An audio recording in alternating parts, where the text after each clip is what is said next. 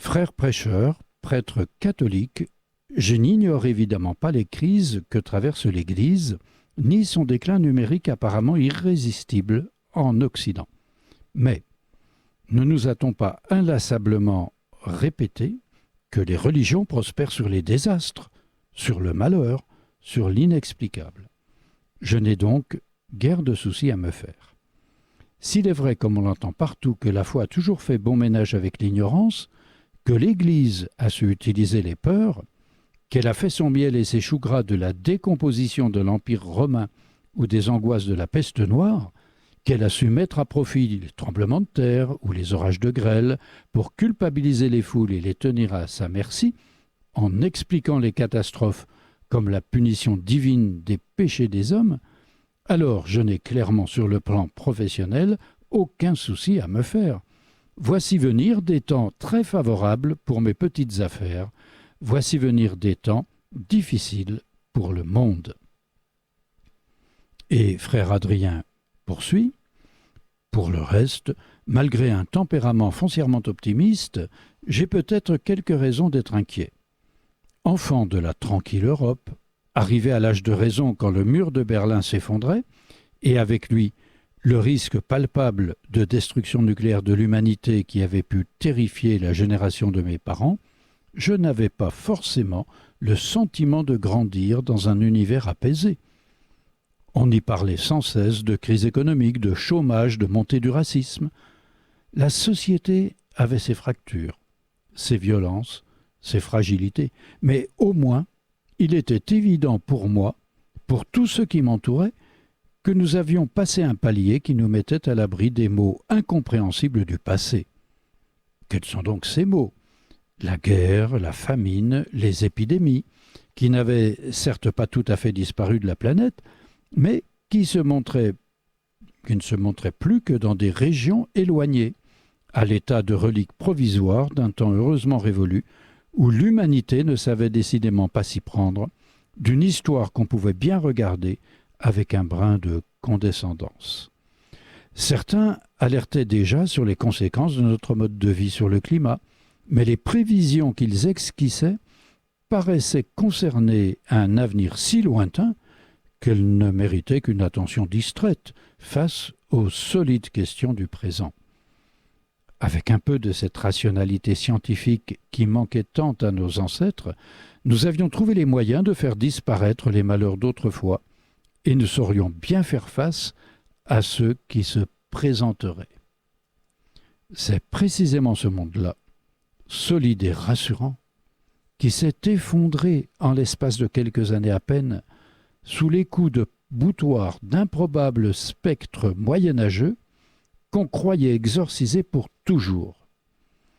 Je n'ai pas besoin de longs discours pour rappeler que les fléaux de l'humanité, les cavaliers de l'Apocalypse, frustrés par quelques décennies de relative inactivité, cavalent plus joyeusement que jamais sur l'ensemble de la planète.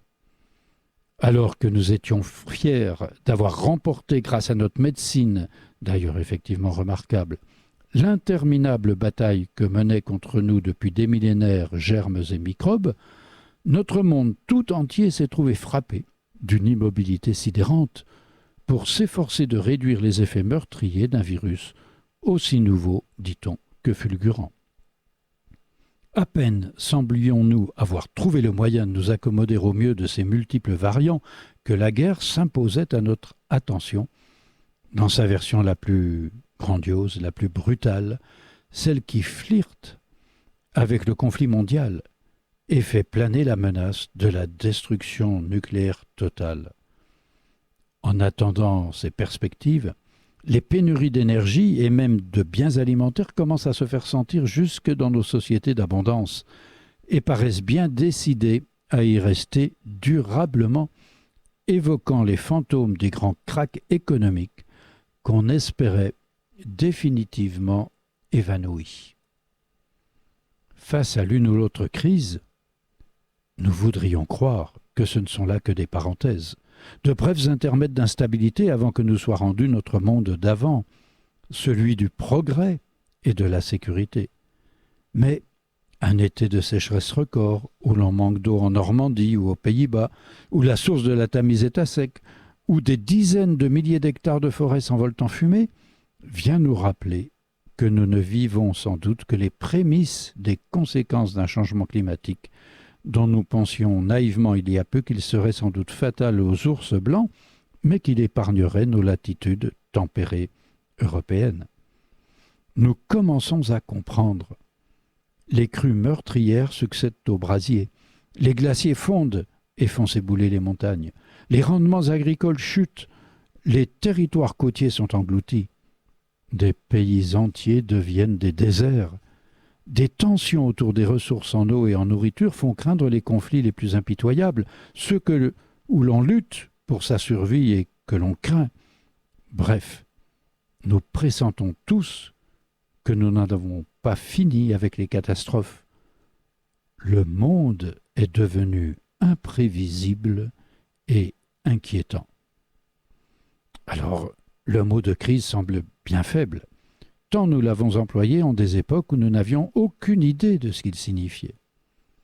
Jouant avec mes jeunes nièces en vacances, je me mets pour un instant à l'école de leur insouciance joyeuse.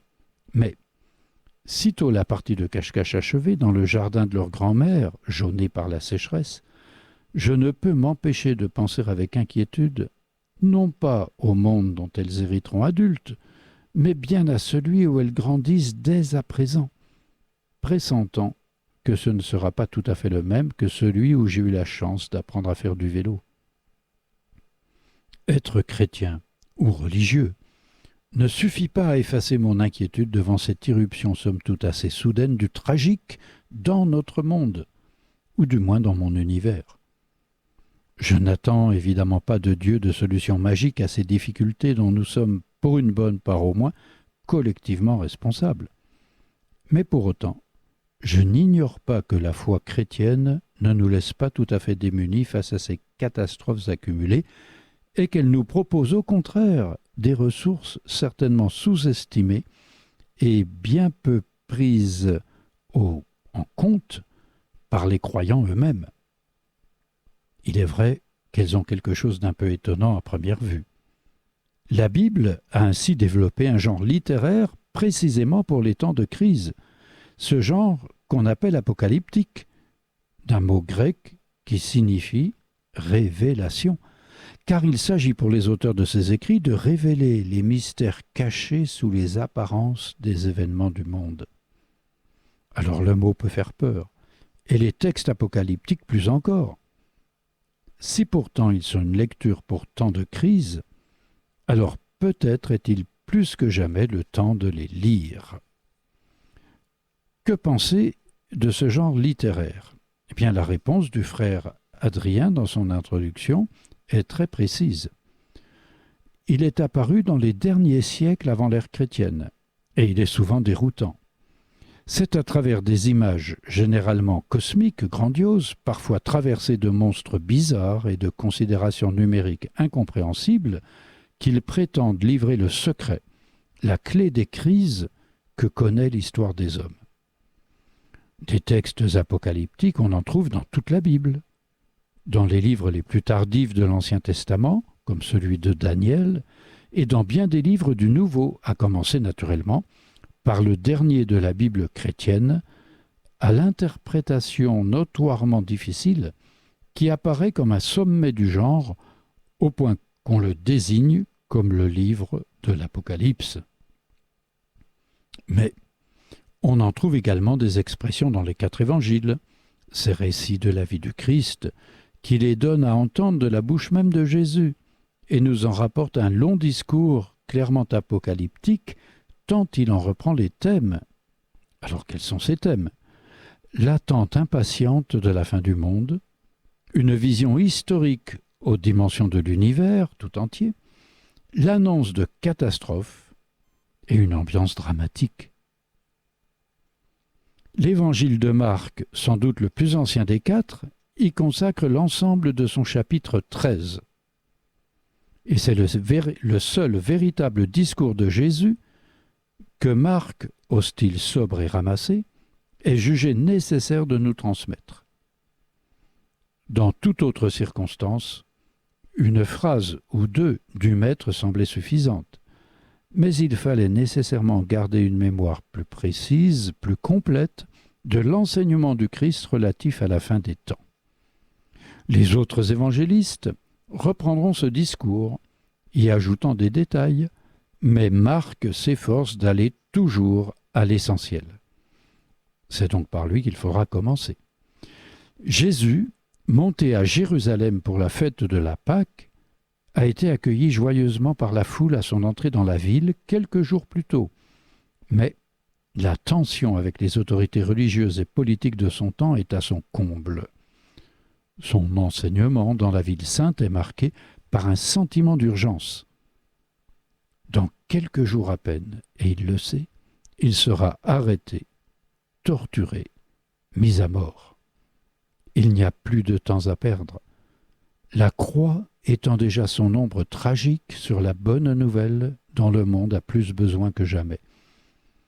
Dans le temple, ses ennemis viennent tenter de le prendre au piège, l'interrogeant sur l'impôt dû à César, la possibilité de la résurrection ou le plus grand des commandements, accumulant polémique sur polémique. Jésus répond, sans se laisser déstabiliser, mais déjà son regard porte ailleurs. Il invite ses disciples à prêter leur attention à l'offrande que dépose une pauvre veuve. C'est, ce jour-là, ce qu'il y a de plus important à voir. Mais les disciples ne se laissent pas si facilement instruire, et eux préfèrent s'attarder sur un spectacle plus imposant. Écoutons. Comme il s'en allait hors du temple, un de ses disciples lui dit « Maître, regarde, quelle pierre, quelle construction !» Et Jésus lui dit « Tu vois ces grandes constructions ? Il n'en restera pas pierre sur pierre qui ne soit jetée bas. » Évangile selon saint Marc, chapitre 13, versets 1 et 2. Cette sentence étrange, annonçant la destruction du temple, ou au moins proclamant sa fragilité, comme toute chose en ce monde destinée à passer, marque les disciples. Assis avec Jésus au mont des Oliviers, en face du temple, continuant à admirer la majesté du sanctuaire ainsi condamné, 4 d'entre eux, parmi les plus proches, les 4 premiers appelés, 2 pères de frères, André et Pierre, Jacques et Jean, tous 4 pêcheurs sur la mer de Galilée, invités un matin à quitter leur filet, interrogent Jésus sur cette parole énigmatique et inquiétante au sujet du temple. « Dis-nous quand cela aura lieu et quel sera le signe que tout cela va finir. » Évangile selon saint Marc, toujours chapitre 13, verset 4. Question légitime, nécessaire, face à une si néfaste prédiction. Mais Jésus, comme à l'ordinaire, ne répond pas vraiment. Au lieu d'entrer dans les détails, il élargit le propos. Le signe que tout cela va finir.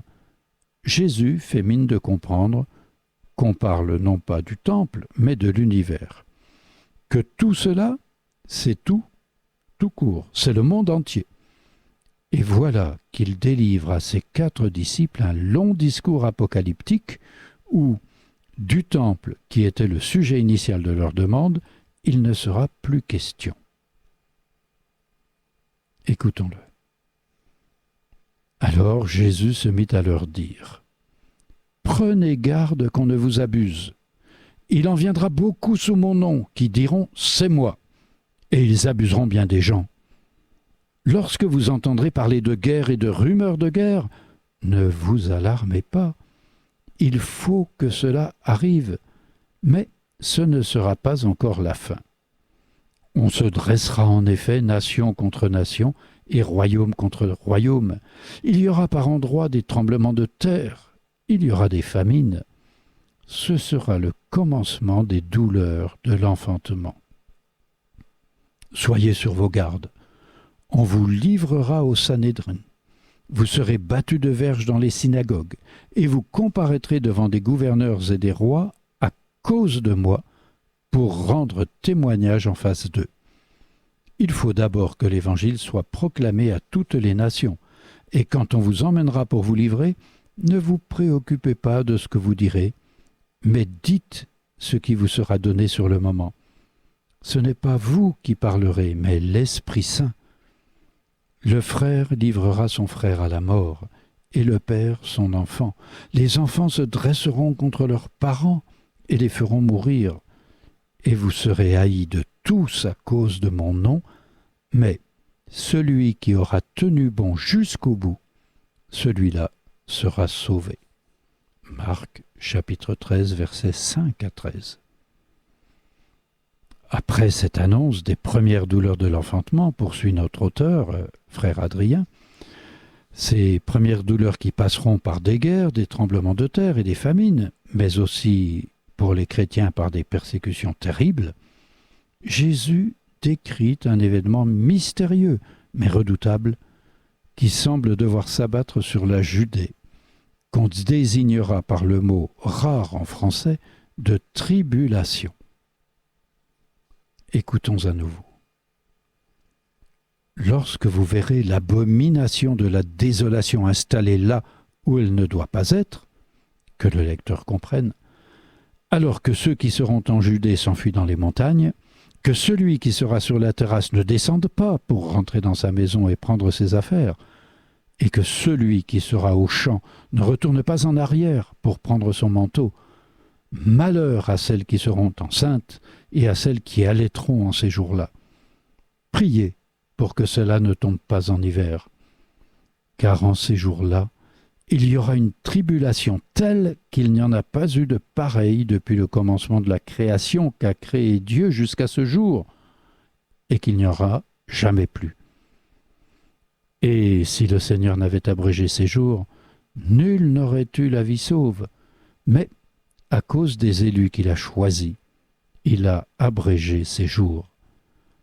Alors si quelqu'un vous dit « Voici, le Christ est ici »,« Voici, il est là », n'en croyez rien. Il surgira en effet des faux Christ et des faux prophètes qui opéreront des signes et des prodiges pour abuser, s'il était possible, les élus. Pour vous, soyez en garde, je vous ai prévenu de tout. Cet événement inconnu, qui s'accompagnera de la venue de faux prophètes, prendra alors des dimensions cosmiques, annonciatrices de la fin. Écoutons à nouveau la suite de ce chapitre 13 de l'Évangile selon saint Marc. Mais, en ces jours-là, après cette tribulation, le soleil s'obscurcira, la lune ne donnera plus sa lumière, les étoiles se mettront à tomber du ciel, et les puissances qui sont dans les cieux seront ébranlées. Et alors, on verra le Fils de l'homme venant dans des nuées avec grande puissance et gloire. Et alors il enverra les anges pour rassembler ses élus des 4 vents, de l'extrémité de la terre à l'extrémité du ciel. Versets 24 à 27. À cette annonce grandiose du retour du Fils de l'homme, Jésus ajoute, bien dans sa manière, 2 petites paraboles. La première est agricole, champêtre, fruitière. Écoutons-la. Du figuier, apprenez cette parabole. Dès que sa ramure devient flexible et que ses feuilles poussent, vous comprenez que l'été est proche. Ainsi vous, lorsque vous verrez cela arriver, comprenez qu'il est proche, aux portes. En vérité, je vous le dis, cette génération ne passera pas que tout cela ne soit arrivé. Le ciel et la terre passeront, mais mes paroles ne passeront point. Quant à la date de ce jour ou à l'heure, personne ne les connaît, ni les anges dans le ciel, ni le Fils, personne que le Père. Versets 28 à 32. Puis, Jésus conclut par une seconde parabole, appelant ses disciples à la vigilance. Soyez sur vos gardes, veillez, car vous ne savez pas quand ce sera le moment. Il en sera comme d'un homme parti en voyage. Il a quitté sa maison, donné pouvoir à ses serviteurs, à chacun sa tâche, et au portier, il a recommandé de veiller. Veillez donc, car vous ne savez pas quand le maître de la maison va venir, le soir à minuit, au chant du coq ou le matin, de peur que venant à l'improviste, il ne vous trouve endormi. Et ce que je vous dis à vous, je le dis à tous, veillez. Versets 33 à 37. Cette longue page d'Évangile mériterait d'amples commentaires, poursuit notre auteur, tant elle est riche d'allusions et de citations. Elle emprunte plusieurs images au livre de Daniel, un livre assez tardif de l'Ancien Testament, attribué au prophète du même nom, aux nombreux accents apocalyptiques. C'est notamment à une vision de ce livre que Jésus emprunte cette appellation messianique mystérieuse par laquelle il se désigne lui-même tout au long de son enseignement, le Fils de l'homme. C'est une manière de se présenter comme l'envoyé de Dieu, celui qu'on appelle le Messie. Je n'ai cependant pas l'ambition de proposer dans ce petit livre un commentaire exhaustif qui irait solliciter les correspondances, débusquer les structures littéraires et chercher les harmoniques bibliques portées par chaque mot. Cela a déjà été fait par des biblistes bien plus compétents que moi. Non, mon projet est plus modeste. Proposer simplement de lire ce discours de Jésus. Car, curieusement, alors que nous devrions dresser l'oreille quand Jésus parle de guerre, d'épidémie, de famine, de catastrophes naturelles, alors que nous avons plus que jamais besoin d'aide et de sens, nous préférons le plus souvent sauter la page et aller chercher dans l'Évangile des versets plus ensoleillés. Il est vrai que ce discours apocalyptique n'a, à première vue, rien de réjouissant. Mais, reconnaissons-le, notre actualité ne l'est guère non plus. Et tout le paradoxe de la bonne nouvelle, c'est qu'il nous faut peut-être accepter de parler un peu de la fin du monde pour retrouver dans ce monde même un soupçon d'espérance. Eh bien voilà, chers amis auditeurs, ce soupçon d'espérance, nous l'attendons en ce temps de l'Avent, où nous célébrons la première venue du Seigneur à Noël, et nous l'appelons toujours. Venez, la terre est prête pour vous accueillir. Seigneur, venez sur nos sillons, le grain mûri. Car toute chair attend le Verbe de Dieu. Que notre désir enfin se rouvre les cieux. Mon Dieu, que votre règne arrive.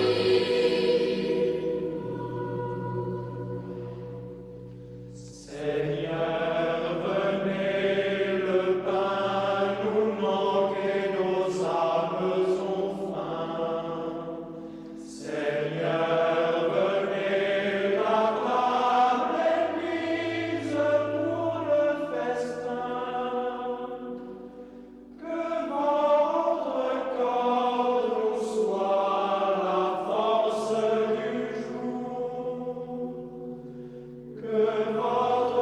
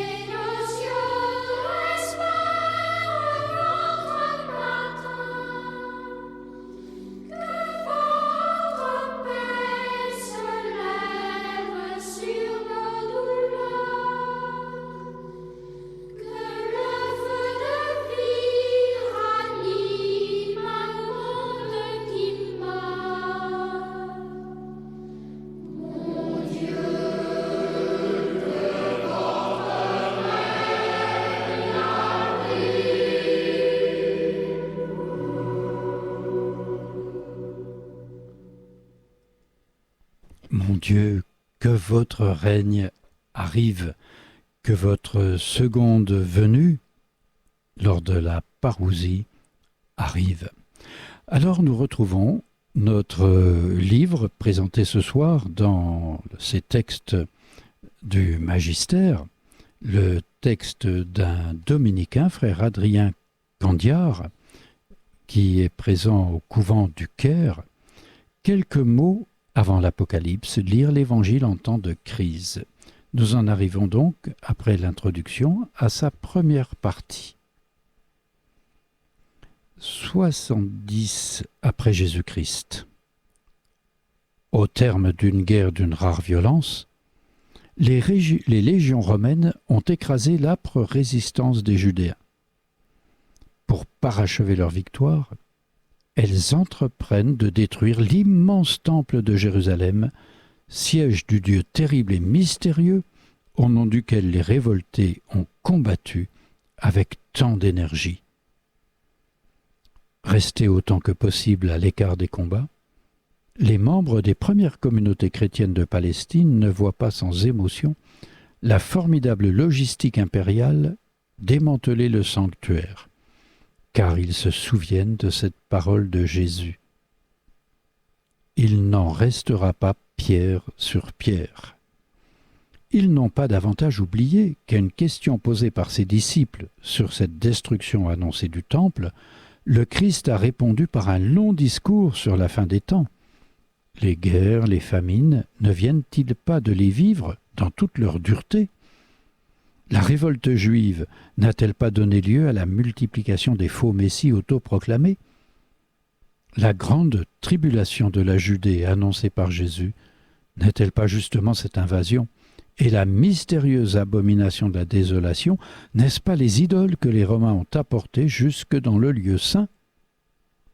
Les chrétiens d'ailleurs ne sont-ils pas l'objet de persécutions dans tout l'Empire, comme le Maître l'avait prédit ? Ne dirait-on pas qu'à l'évidence, tous les signes listés par Jésus sont arrivés. Les temps sont accomplis, la fin du monde est là. Le Christ n'avait-il pas dit que tout cela arriverait du vivant de la première génération de ses disciples, ceux-là même qui sont en train de mourir ? Pour eux, plus de doute possible. Nous y sommes. Veillons, mes frères, les temps sont proches. Nous étions, comme frère Adrien nous l'a rappelé, en 70 après Jésus-Christ. Mais nous passons maintenant en 410 après Jésus-Christ avec notre auteur. La nouvelle parvient sans tarder aux confins les plus reculés de l'Empire. Dans la chaleur étouffante du mois d'août, les Wisigoths d'Alaric ont mis Rome à sac. La présence d'armées barbares n'est pas nouvelle dans un empire déjà mis à mal, mais le pillage de la ville éternelle, préservée de l'envahisseur depuis 1000 ans, provoque stupeur et angoisse. 30 ans plus tôt, l'Empire a pourtant choisi le christianisme comme unique religion officielle de l'État.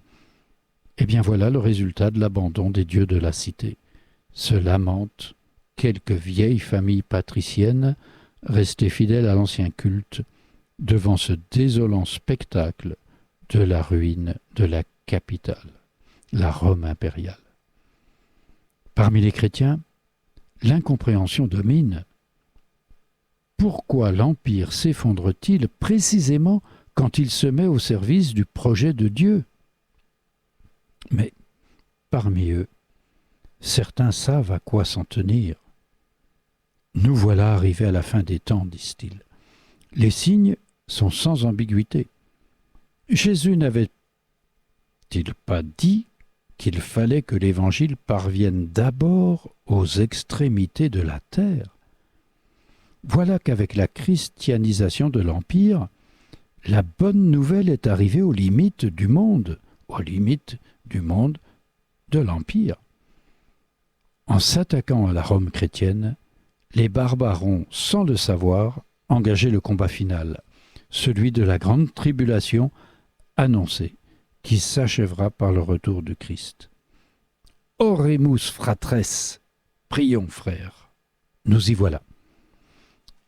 Et frère Adrien poursuit son survol historique. Nous voilà maintenant en l'an de grâce 1348.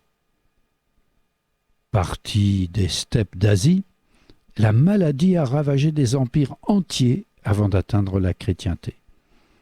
On a beau supplier Dieu, on n'y meurt pas moins qu'ailleurs. En 5 ou 6 ans, c'est peut-être la moitié de l'Europe qui succombe à la peste noire. Une vraie pandémie. On accuse les Juifs, mais leur persécution ne résout rien.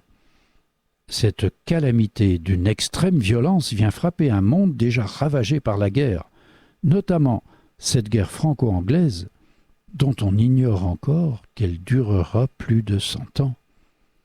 Depuis 40 ans, la papauté est installée, provisoirement dit-on, à Avignon, loin de Rome, aux frontières d'un royaume de France qui entend contrôler l'Église. Bientôt, les catholiques devront choisir entre 2 papes, et même 3. Le bel édifice de la chrétienté, avec ses cathédrales et ses universités, menace ruine.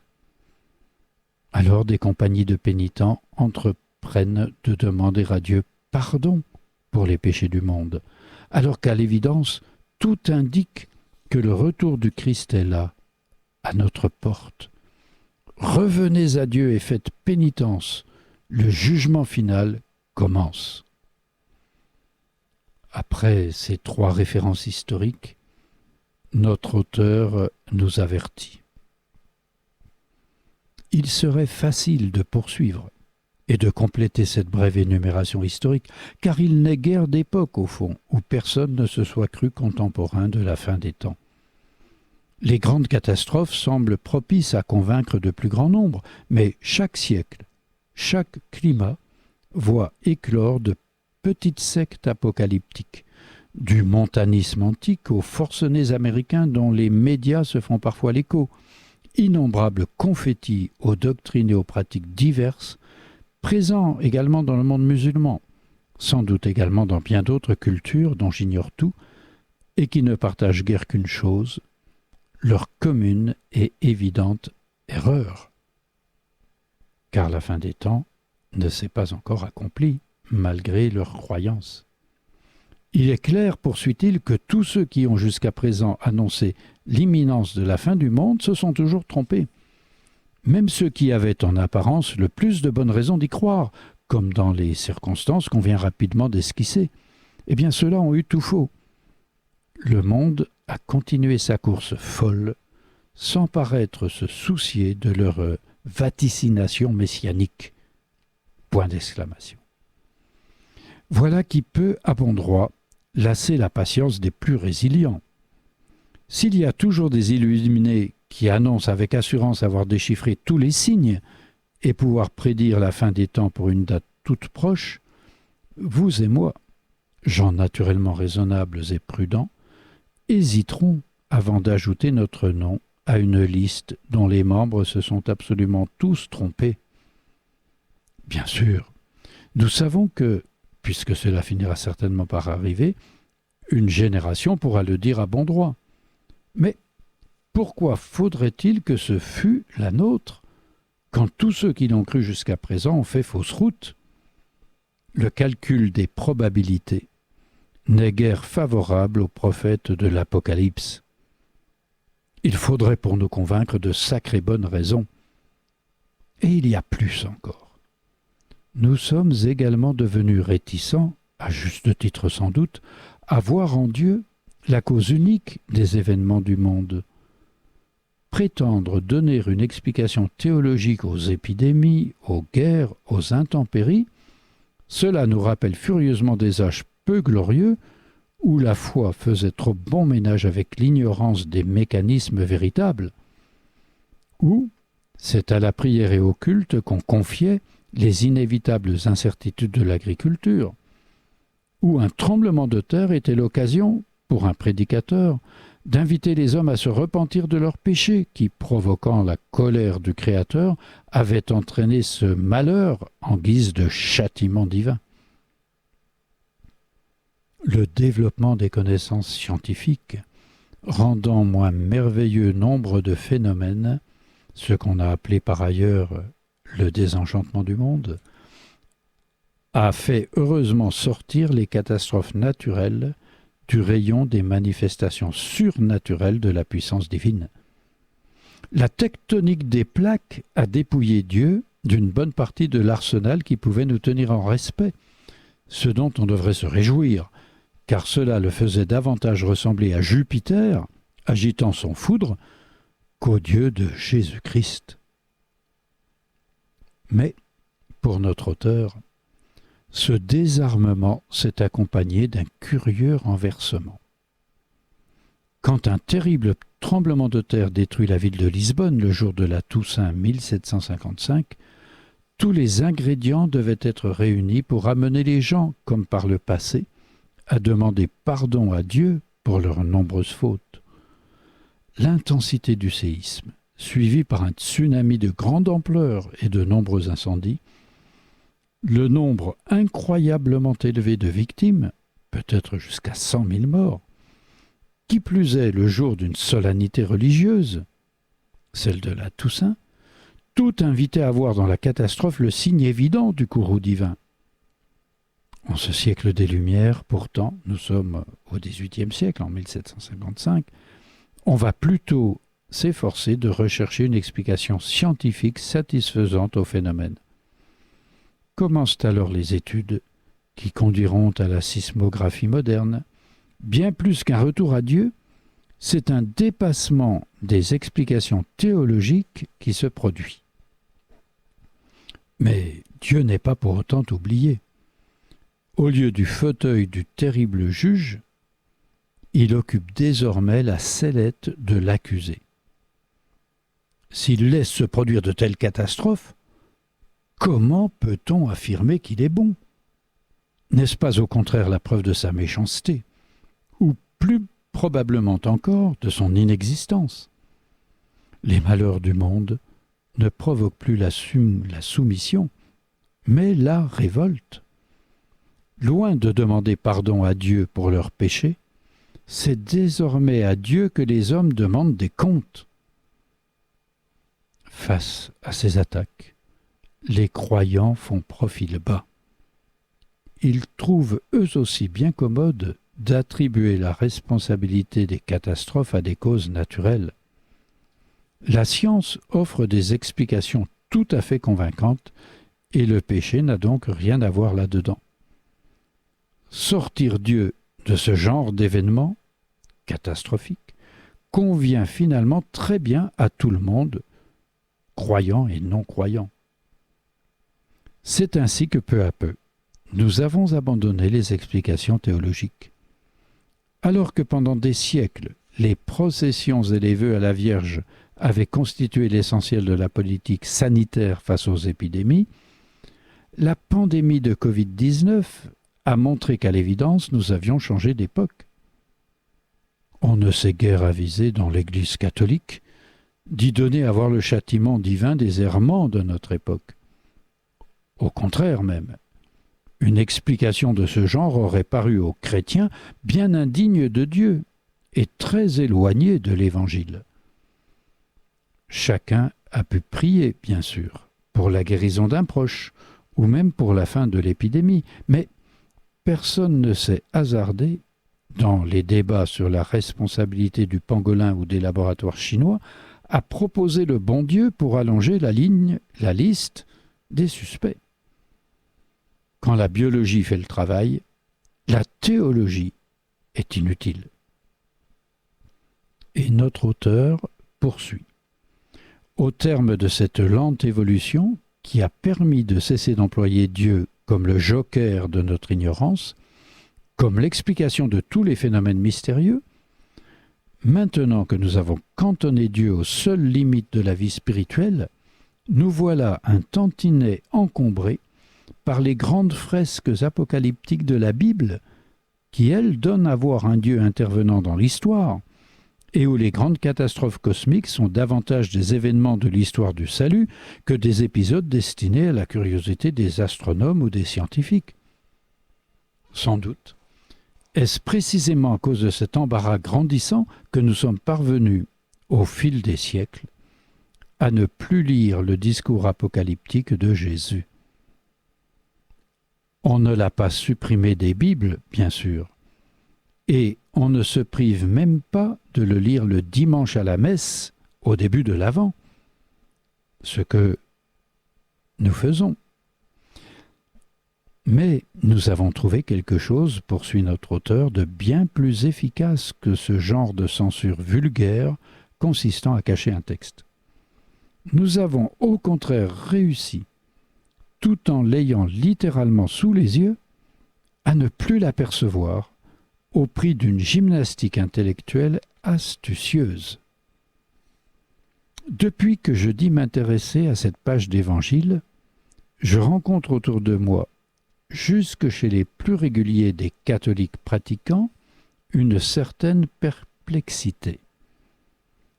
Vraiment ? Croyez-vous, Jésus parle de la fin des temps ? On trouve dans l'Évangile un discours sur le sujet réellement ? On sait bien, en général, qu'il y a quelques éléments apocalyptiques dans le livre de l'Apocalypse, comme de juste. Mais l'étrangeté symbolique de ce dernier livre du Nouveau Testament nous dispense en général de chercher à les comprendre. Il y aurait aussi ce genre d'image étrange dans la bouche même de Jésus. Voilà qui nous étonne bien davantage, et qui, à vrai dire, même nous gêne un peu. C'est pourquoi nous avons collectivement et bien sûr implicitement développé au fil des siècles quelques stratégies pour nous sortir d'embarras, pour rendre inoffensif un tel discours évangélique, si inoffensif qu'on ne le voit même plus. Notre auteur va donc énumérer ces stratégies. La première de ces stratégies, dit-il, c'est l'histoire. On essaie de réduire ces pages à une méditation des premiers chrétiens sur un événement historique traumatisant, justement celui que nous avons présenté en l'an 70 après Jésus-Christ, celui de la destruction du temple de Jérusalem, que Jésus aurait annoncé.